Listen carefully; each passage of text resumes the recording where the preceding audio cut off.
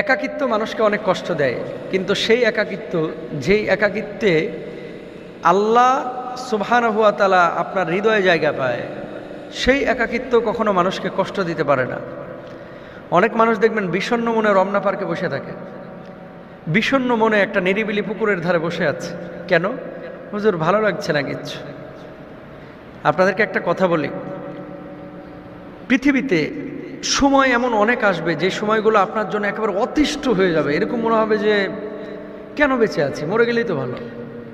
ঠিক ওই মুহূর্তে আপনি চিন্তা করবেন যে আপনার পাশে কেউ নেই, কেউ নাই, আপনার বাপ মা ভাই বোন আত্মীয় স্বজন স্ত্রী পরিবার পরিজন, আল্লাহ আপনার সঙ্গে আছেন।